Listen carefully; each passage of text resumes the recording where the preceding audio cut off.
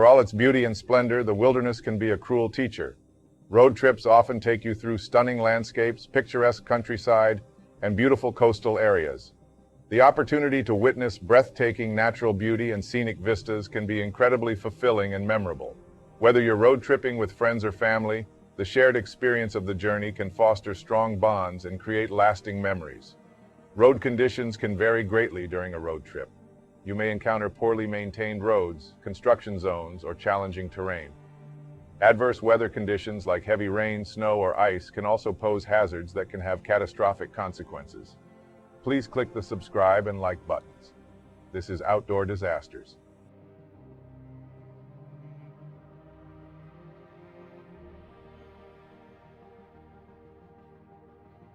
The Pacific Northwest is a region in the United States that encompasses the states of Washington, Oregon, and Idaho, as well as parts of Northern California, western Montana, and southern British Columbia in Canada. It is known for its stunning natural beauty, diverse landscapes, abundant outdoor recreational opportunities, and diverse and unpredictable climates.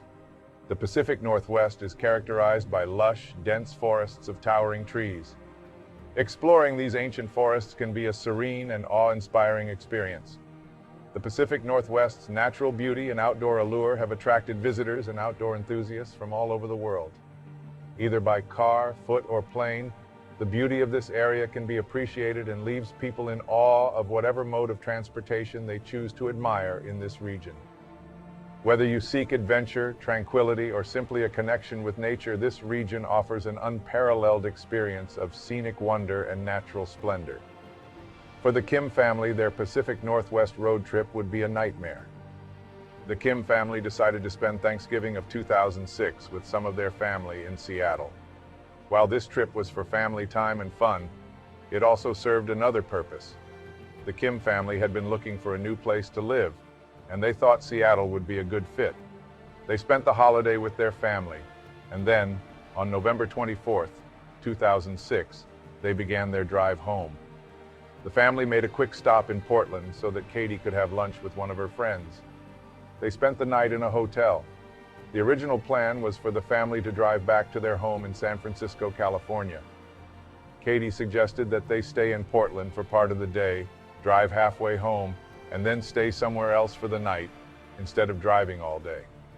James thought it was a good idea too, and they pulled out a road map. They found a nice spot for them to stop that was right between where they were and their home. They decided to stay at the Tututun Lodge on the Oregon coast, located near Gold Beach. The Kim family left Portland later that afternoon and began driving south. At about 9 p.m., the family grew hungry and pulled off the road for late dinner at a Denny's in Roseburg, Oregon. The Kims decided that taking Highway 42, an exit not far from the restaurant, would be the best route to reach the Oregon coast. From this restaurant to the lodge was about a 2.5-hour drive. When they were about 2 hours into their drive, James realized that he had missed their turn. They pulled over and looked at a map. They began looking on the map for an alternative route, and they believed that they had found one. The road they had found was called Bear Camp Road, but the map couldn't have warned them of how dangerous this road was. There was a sign posted just before the road that read, "Danger, remote road system ahead. Danger, you could get stranded and die." Bear Camp Road is oft-driven in summer, but potentially treacherous in winter. More than a decade earlier, the same road had claimed the life of an RV salesman from Montana named DeWitt Finley, who starved to death after getting stuck in 1994.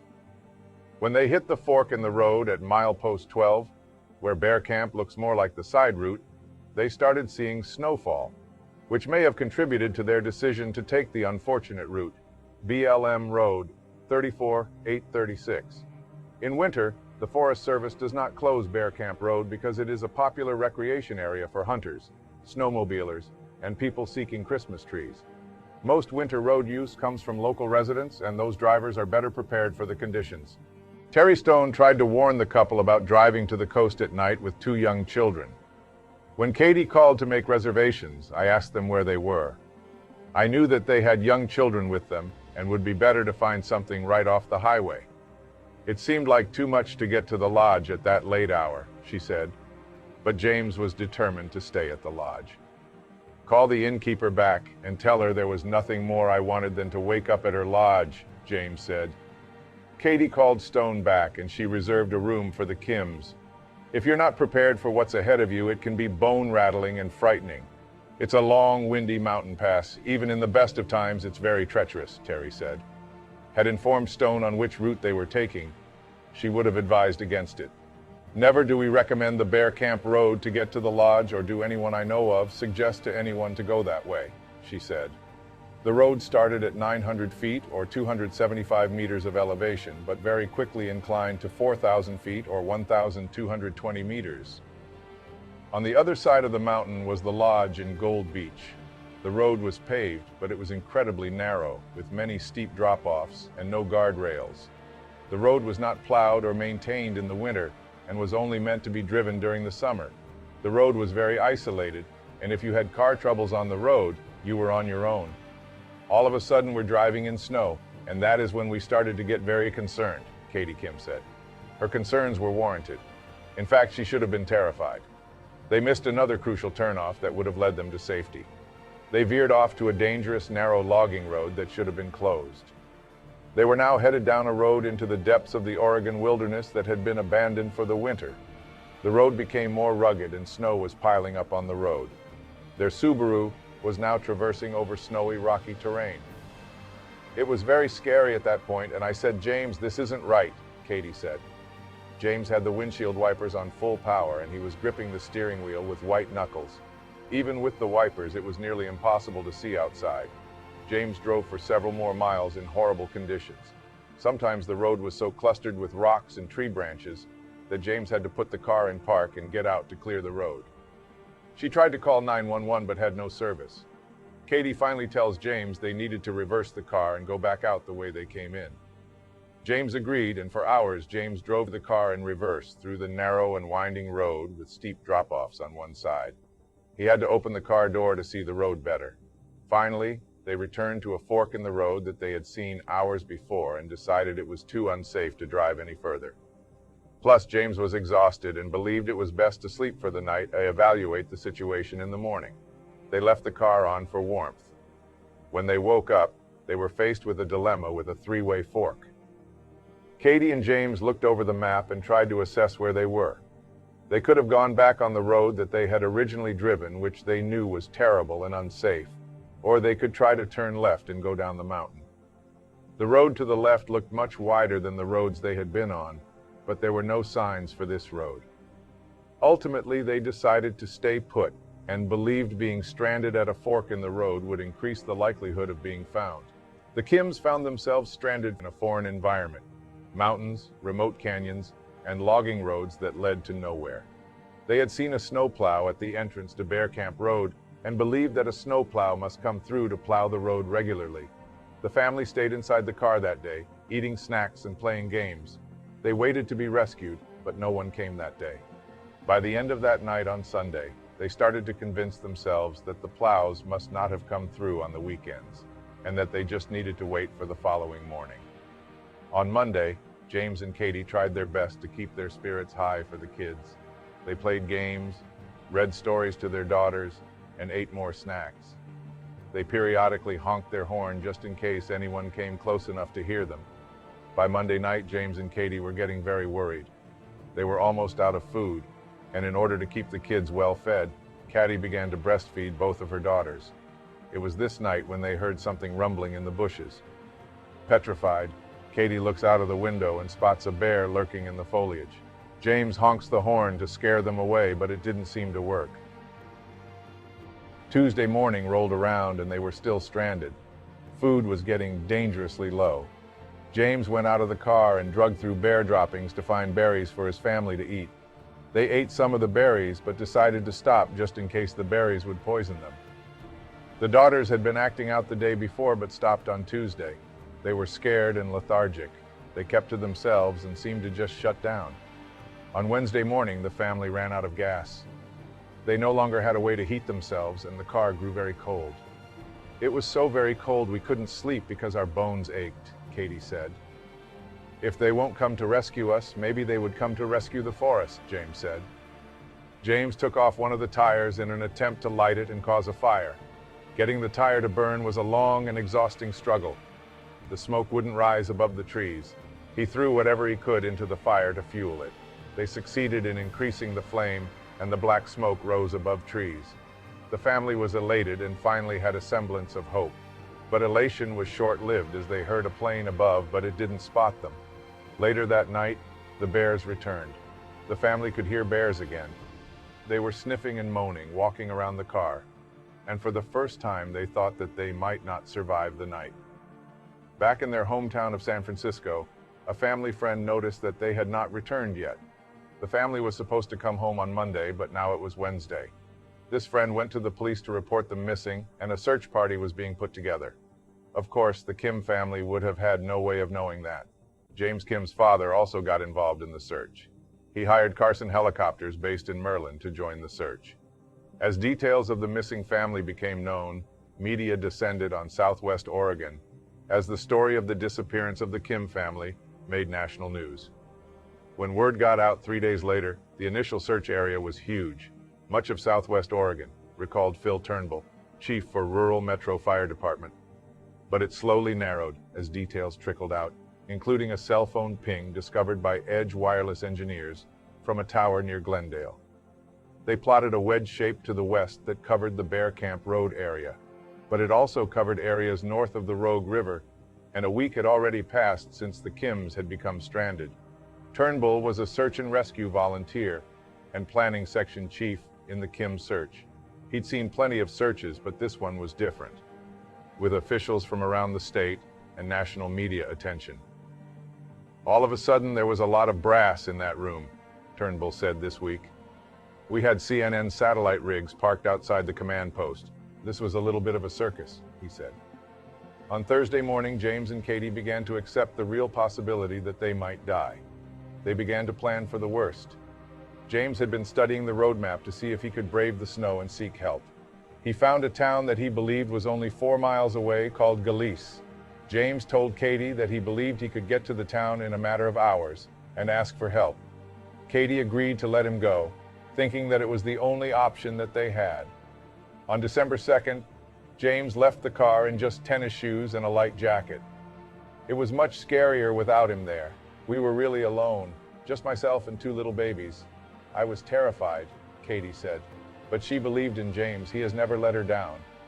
James started down the road for hours and eventually decided to follow a river, thinking that it might lead to Galice or another town.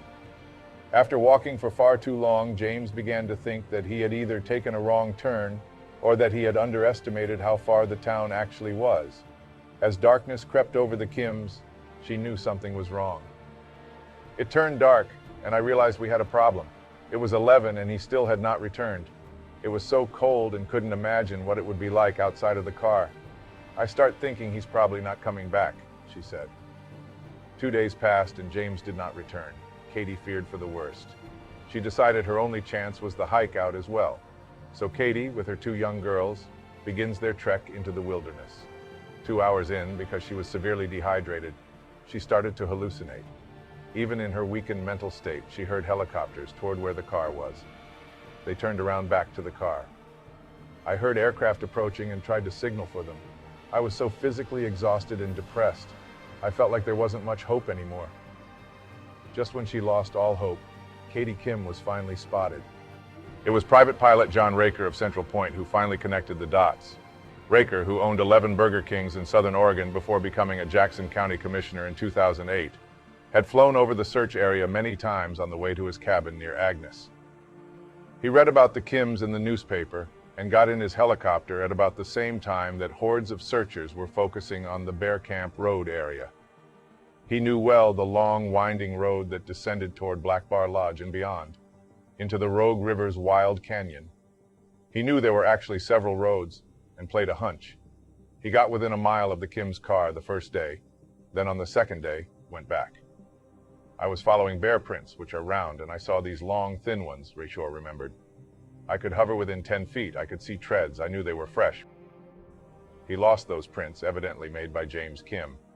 But at some point, he looked down to see a woman waving an umbrella, jumping up and down with children nearby. Raker couldn't land, but soon a Crowman S-61 dropped survival gear, and another pilot was able to land within 200 yards of the Kim's Saab.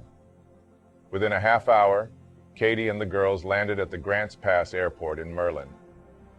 By then, they had been stranded for 9 days. James had torn off pieces of his clothes as he walked through the snow. It is believed he was doing this so that he could find his way back, or so that someone could find him if necessary. Another theory would say that he was tearing off his clothes because he was getting too hot, which is a symptom of hypothermia. When Kati and her children were rescued, she first believed it was because James had gotten to the town and told rescuers to come and get them. But to her horror, she discovered that James had never made it to the town. He'd eaten little for more than a week. Although he had a warm jacket, he had no hat. He ended up walking more than 20 miles. He had no chance once he descended into the canyon. He was probably dead before his family was rescued. James's body was found on December 6th at noon. He was discovered in Big Windy Creek, laying on his back in 2 feet of icy water. He was wearing the rest of his clothes and was identified by the papers that he was carrying with him in his backpack. His body was sent in to be examined, and an autopsy report revealed that he had died of hypothermia. It was estimated that James had died 2 days after leaving the safety of his car.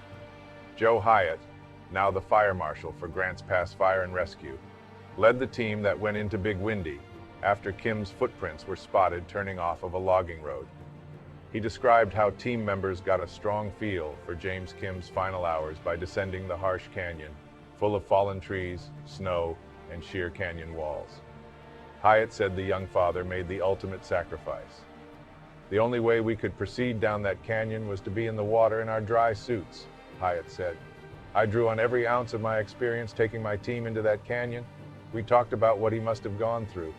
In 2009, Kati, Kim, and the girls made a surprise, emotional appearance at Josephine County Search and Rescue's Christmas banquet.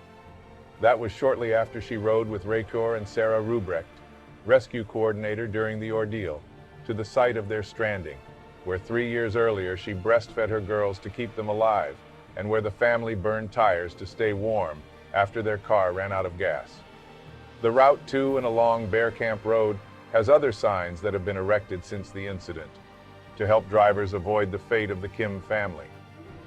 In an opinion piece in the Washington Post a year after his son's death, James's dad, Spencer Kim, criticized the local authorities who conducted the search, the legal barriers to procuring crucial credit card and phone use information in a timely way, interference from the national media, and the gate leading to the desolate logging road was left unlocked.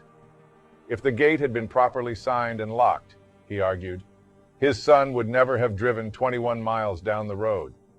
Several days before Kim's article, Senator Dianne Feinstein from California sent a letter to Interior Secretary Dirk Kempthorne, complaining about the gate and demanding an investigation. But even if the search and rescue effort had been flawless, the results might not have changed. The disappearance of the Kim family and the untimely death of James Kim is not really about an unlocked gate, nor is it about credit cards or the purported shortcomings of any member of the search parties that tried to rescue the family. Every winter in the high mountains of the United States brings new stories of travelers who take wrong turns, skiers who wander off groomed slopes, and snowmobilers who run out of gas miles from civilization. In an era of cell phones and GPS, it's hard for those inexperienced in the wild to understand that it is still possible to get well and truly lost. It is still possible to be overwhelmed by the forces of nature, and there is not yet any foolproof remedy for human error and a lack of luck. Since the tragedy, county authorities in the area have made dramatic improvements. Perhaps the most important outcome is the creation of CORSAR, California-Oregon Regional Search and Rescue. 8 local counties now work together and share resources on search operations. They also gather in the summer for training. Search and rescue is 1,000,000 times better than it was in 2006 because of relationships, sharing of resources, and cross-training, Sarah Rubrecht said. Despite the circumstances that led to the tragedy, James Kim's heartbreaking effort to save his family while famished, freezing, and exhausted left an impression. James Kim put himself through a desperate ordeal, climbing down a ravine over boulders and logs, through the nearly impenetrable brush, and in and out of an icy creek, in what one rescue leader called a superhuman effort to save his family. "It was amazing what he went through to get as far as he did," said Hyatt. "It proved the love he had for his family."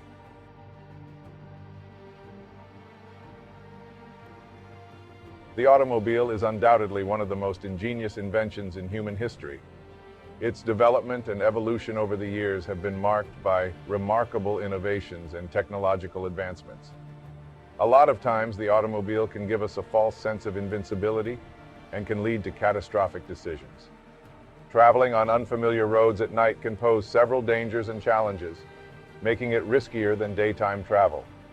Being stranded in a snowstorm in your car can be a life-threatening situation, but with some preparedness and knowledge, you can increase your chances of survival. Stay in your car. Your car is a shelter that provides protection from the elements.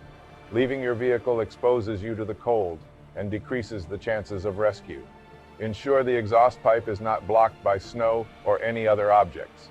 A blocked exhaust can cause carbon monoxide to build up inside the car, leading to carbon monoxide poisoning. Run the engine sparingly and crack a window for ventilation if you need to run the heater. If you have a working cell phone, call for emergency assistance and let them know your location. If you don't have a signal, conserve your phone's battery and attempt to text if possible, as text messages may have a better chance of getting through in low-signal areas. Tie a bright cloth to your antenna or hang it out of a window to attract attention. Use your hazard lights if your car battery allows it. Bundle up in all available clothing, blankets, or sleeping bags to retain body heat. Keep moving occasionally to keep blood circulating and stay warm. Run the engine and heater for short periods, just enough to warm up the interior, and then turn them off to save fuel. Consume food and water sparingly to make your supplies last longer. Don't overexert yourself. Shoveling or pushing your car in extreme cold can lead to exhaustion and sweating, which can increase the risk of hypothermia. Pace yourself and take breaks when needed. Avoid sleeping for long periods, as you need to be aware of your surroundings and any potential rescue efforts. The key to surviving a snowstorm while stranded in your car is preparation. Before embarking on a winter journey, make sure your car is in good condition and carry a winter survival kit, including extra warm clothing, blankets, food, water, a flashlight, a portable phone charger, and a first aid kit. Always inform someone of your travel plans and route before setting out, so they can raise the alarm if you don't reach your destination as planned. Important survival information so you can navigate an outdoor disaster